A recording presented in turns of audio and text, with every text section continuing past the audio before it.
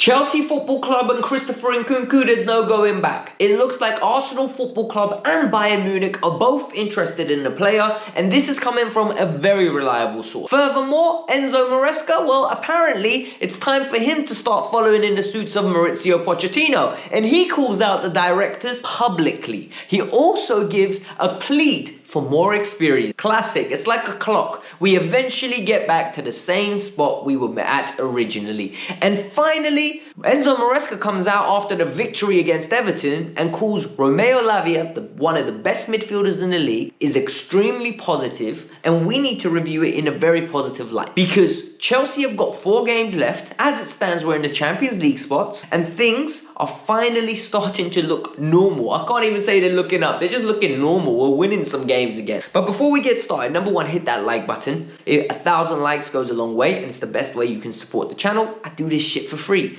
And finally, subscribe to the channel. We're like 40 subs away. And yeah, 40 subs to get to 40,000. So help me out, please. Christopher Nkunku looks like he's got sources that are linking him to Arsenal and Bayern Munich. And we need to talk about this because, look, a lot of people last video got annoyed at the way I spoke about Christopher Nkunku. They're like, you just don't like him. I don't know the guy. How can I not like somebody I don't know? What I said, and I will reiterate this one more time, is very good footballer, good ability, however, just doesn't suit Chelsea. Doesn't suit the physicality of the league. Looks very, very lethargic, lazy, and looks like he's not given any application. When you do that, it's very hard for fans to get behind him. And you know how I know Christopher Nkunku isn't popular with any types of fans? Because 90% of Chelsea fans don't like him. And why they don't like him? Because he doesn't run around, he doesn't get on the ball and try anything. He just allows games to pass him by. And people say he's not playing in his best position. He's played in the 10, he's played in the 9, he's played left wing. Where else can he play?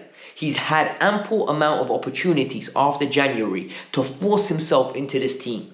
And he can't, genuinely. So, what's happened? He got dropped for Tariq George. Enzo Maresca came out and absolutely slam dunked him and said, listen, you are not going to be in this team because I picked Tariq George over you. And guess what? Tariq came on and scored. And then it got very interesting. And this next part was very interesting because he put him back into the team. He brought Tariq on ahead of him again at the very end of the game to see the game out. And this is the interesting part. We got a briefing from Fabrice Hawking. For those of you that don't know and haven't watched my channel, he's my favorite French correspondent. When he says something, this is 90% true. He does not say anything for the sake of anything. He is one of the best in the know journalists when it comes to French players. He knew about Fofana's injuries. He knew about why Fofana wasn't going to France international duty. He knew about when he wasn't getting surgery, when we were told he was going to get surgery. He knows everything about French football. His sources are top tier. And what's he said? He said Arsenal Football Club and Bayern Munich were interested in Nkunku. The relationship it's gone past the point of repair. Listen, thank you. Merci beaucoup.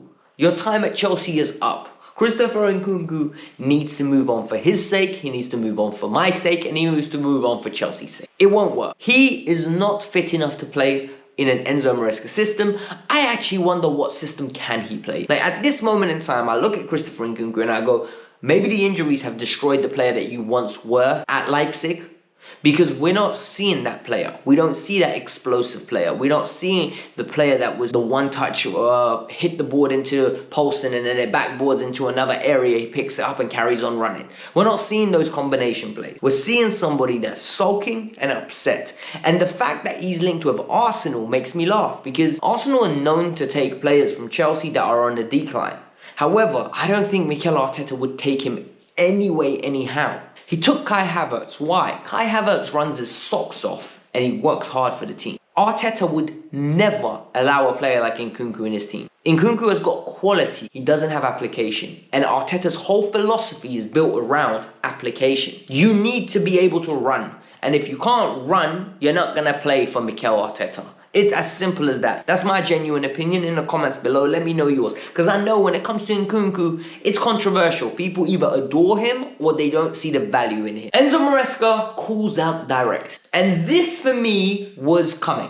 And look, a lot of people said he's a yes man. This is a yes man. This is somebody that they hired because he's going to say exactly what they want. He's going to do exactly what they want. And more importantly, he's not going to have his own opinion. However, one thing you know for a fact is people can't hide their own opinion for too long. Because what ends up happening is when results go bad, who's getting the blame? Well, the fans will blame the directors. However, the fans and the media will always attribute blame to the manager. The manager will get the public display of dissatisfaction, and you can see it with Enzo Maresca, right? All of a sudden, top 5 is the target. We have to get Champions League football, and this is where it gets pivotal and critical. Now, he's getting asked questions and he's ranting, and at the end of the video, I'll put a link in where he absolutely lost his temper on a journalist because the journalist asked him a silly question he's answered over and over again, and he basically said, "I had enough," and he went on a full-on rant. Genuinely, it's must-watch TV. But in this case, what did he say? He basically said, we need experience. We need experience. And Matt Law's come out and already said, Chelsea are not going to look for Harry Kane or Watkins because they're going to be too expensive. Victor Osimhen apparently has attitude problems. I don't know what that means. What is his attitude that he wants to win? Like, I don't understand when we start hearing stuff like attitude problems. For me, that's stupid. Because one thing I will say about Victor Osimhen's attitude, he's a winner. He has certain levels he wants to achieve, and you can see it. I've seen him for Nigeria. When they've lost games, he was moaning. He was absolutely angry. And guess what? That's because he wants to win. If you don't want to win, you don't care. You don't have those public displays of affection, of being frustration when you don't want to win. And the other thing that we need to talk about is what's going on at Chelsea Football Club. Because Maresca's come out and said, look, in the past, they had Torres and Drogba. Torres and Drogba coming off the bench for the other. Now I've got Tariq George, who's a 19-year-old kid coming on for Nico Jackson. Tariq's not even a number 9. For me, this is a risky quote. And the reason it's a risky quote is because Tariq's confidence could be battered. It really could. Because it's telling you, hold on, you don't believe in me. You don't think I'm good enough. However, but if you look at it from a logical standpoint, Fernando Torres was £50 million player. Didier Drogba was one of the best strikers in the world. Minimum, Didier Drogba was a top 10 striker. The fact that you had one of the most expensive strikers in the world coming on for Didier Drogba, that just shows you the strength in depth. At one point, we had Nicolas Anelka having to play right wing because Nico couldn't take a Didier's spot. It's a myth how much the squad has deteriorated. And this is why it annoys me when people always say, oh, you spent 1.2 billion. Yes, but how much of that was on the first team? And how much of that was correctly spent? So we have got gaping holes in this team that need filling, but it's not all doom and gloom. But I really like the fact that Enzo Maresca is finally breaking and finally cracking and speaking out. Because one thing I will say is, I think he's a good manager. And people say, oh, you're an Enzo Maresca puppet. You're a shill. You're a mark. You work for Enzo Maresca. Broski, if I worked for Enzo Maresca, do you not think I'd have a nicer studio than this? Like, let's think about this logically. If I worked for Chelsea Football Club to say my views, do you not think I would have a nicer facilities, nicer equipment? I am an independent content creator. I just talk my stuff, I give you my opinion, you don't have to agree with it, and you don't have to accept it. But the reality is, most of you still come back and watch. Why? Because you like the way I deliver my content, and you like the way that I think independently different. When I see something I don't like, I call it out. When I like something, I say I like it. And the reality is, in this case, I think Maresca is showing promising aspects. I don't think he's a world-class manager. I don't think he's a great manager. I think he's promising. I think in a few years, if we give him the tools, we will get better. I think we will get Champions League this year, and next year we can build, and let's see where we go. I am tired of sacking managers for the sake of sacking managers. He's better than Pochettino for me. He stayed. Alright, so now we need to talk about what happened. Look, we beat Everton, and I'll put the match reaction in the pinned comment and at the end of the video for you guys in the end screens if you guys want to go check out my match reaction. However, after the game, Maresca said the best midfielder, one of the best midfielders in the league is Romeo Lavia. And I don't think he's exaggerating when he says that. He also went on to say Reece James is one of the better players. They're load managing him, making sure they didn't break down, and it is so hard to leave one of them out.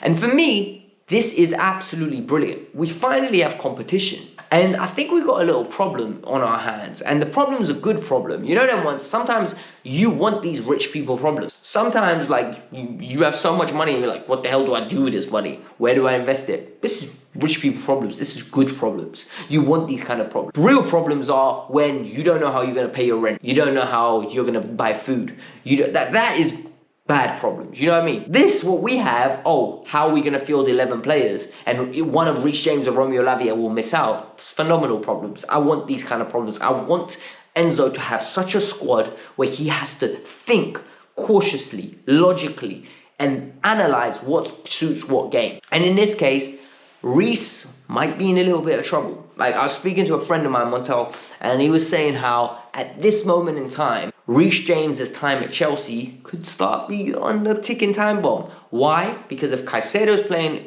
inverted, and all of a sudden then we have basically someone coming into the midfield that's actually a midfielder. With Santos next year, and Lavia, and Enzo, Caicedo, and Esugu, we might be in a position where Reece James will have to either move to that Trevor Chalobah position as a centre-back, or he might have to hold bench a lot more. And we don't know if Reece will hold bench. And for me, it's a very interesting take. However, it's one that we need to be patient and let's see how it pans out. Because at this moment in time, I think when Reece is fit, Reece plays. Reece is that good that they will find the place for Reece. And for me, long story short, we need to make top 5 this year. There's no excuses. Look, the next game is Liverpool. Liverpool are set to win the league right now. And hopefully they're hungover and they come to Stamford Bridge and we absolutely pepper it. Then, after that, what do we have? After that, we've got Newcastle away. Hopefully we get a draw. Manchester United at home. Hopefully we beat. And then we've got Forest. And if we go into that final game needing a victory to get secure Champions League football, I fancy our chances. People are going to be focusing on Newcastle and they're going to be focusing on Manchester City. Why? Who cares if we finish 3rd, 4th or 5th? As long as we're in the Champions League spot, I'll take it. Genuinely, I will take it. So it is what it is. Listen, hit the like button, subscribe to the channel. The channel's growing at a very good rate and I'm very proud of it. But I've got 2 videos for you guys to watch. The first one here is regarding the Everton match reaction, the good, the bad, and the downright ugly. And the second one is Enzo Maresca finally having enough and absolutely exploding onto a journalist with facts bombs. Go check it out, enjoy it. Make sure you hit the like button on your way out.